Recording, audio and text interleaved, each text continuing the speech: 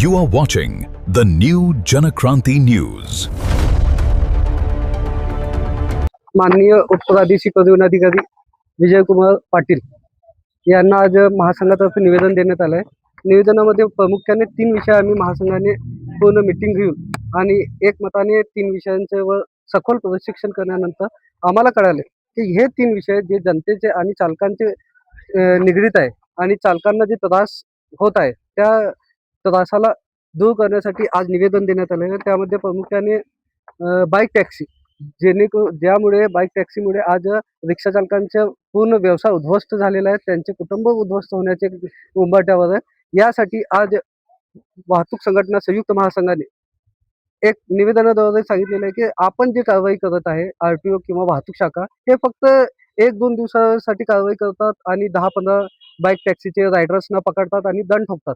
पण आम्हाला ते कारवाई कंटिन्यू होणे गरजेचं आहे. आणि दुसरी गोष्ट म्हणजे जे बेरोजगार युवक आहेत ते बाईक टॅक्सीचे ॲप इन्स्टॉल करून आहे ना व्यवसाय सुरू करत आहे. पण त्या बेरोजगार युवकांना हे माहीत नाही की हे इल्लीगल आहे. याचं प्रबोधन करणे आणि जे बाईक टॅक्सी हे रॅपिडो ॲप आहे ते ॲपचे मालक आणि संचालक यांच्यावर केस करणे यासाठी आज आम्ही निवेदन दिलेलं आहे. जेणेकरून हे पूर्णपणे संपवण्यासाठी हे समस्या पूर्णपणे संपवण्यासाठी आम्हाला ते ॲप प्ले स्टोअरमधून डिलीट करावं किंवा प्ले स्टोअरमधून रॅपिडोचे ॲपमधून 2 व्हीलर बाईक टॅक्सीचा ऑप्शन डिलीट करावा अशी मागणी घेऊन आज आम्ही इथं आलो होतो. आणि दुसरा विषय म्हणजे वाहन पोर्टल आपल्याला माहीत असेल गाड्यांचे हस्तांतरण आज जवळपास 2 महिन्यापासून बंद आहे आणि जवळपास महाराष्ट्रात करोडो रुपयाचा उलाढाल ठप्प झालेला आहे.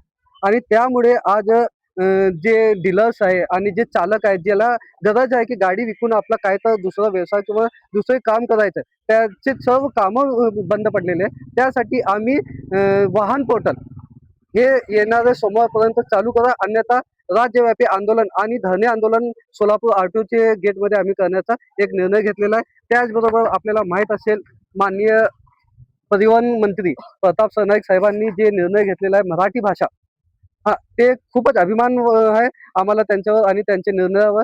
महाराष्ट्र हे महाराष्ट्राची अस्मिता आहे, आमचा अभिमान आहे. आणि मराठी भाषा हे चालकांनी स्वीकार केलेली आहे. चालकांनी प्रशिक्षण घेतला आणि त्याचं प्रमाणपत्रही घेतलेलं आहे. पण आम्हाला एक खंत आहे की माननीय परिवहन मंत्री साहेबांनी जसे चालकांवर निर्बंध लावून चालकांवर कठोर सक्ती लावून मराठी सक्तीची केलेली आहे त्याचप्रमाणे प्रशासन आणि आरटीओ विभागात परिवहन विभागात जेही कामकाज आहे जेही कागदपत्र आहे ते सर्व कागदपत्र आम्ही मराठीमध्येच आम्हाला मिळावे अशी विनंतीचं एक निवेदन आज देण्यात आलेलं आहे. परवाना असो, लायसन असो, फिटनेस असो किंवा आरसी बुक असो हे आम्हाला मराठीमध्येच पाहिजे. का म्हणजे मराठीला योग्य स्थान मिळणे म्हणजे कागदपत्रावर मराठी भाषेचा उल्लेख असणे. आणि जर तुम्ही हे करत नसेल तर तुमचा जे ढोंग आहे तुम्ही जे चालकांवर सक्ती करून गरिबांना दाबण्याचं काम करत आहे हे चुकीचं असेल. तुम्हाला जर खरोखरच मराठी भाषेचा अभिमान असेल जसं आम्हाला महासंघाला अभिमान आहे तसं परिवहन मंत्री साहेबांनाही अभिमान असेल तर ते परिवहन विभागातील प्रत्येक कागद हे मराठीतच असायला पाहिजे अशी आमची कडकडीची विनंती आहे. जय हिंद, जय महाराष्ट्र, जय महाराष्ट्र.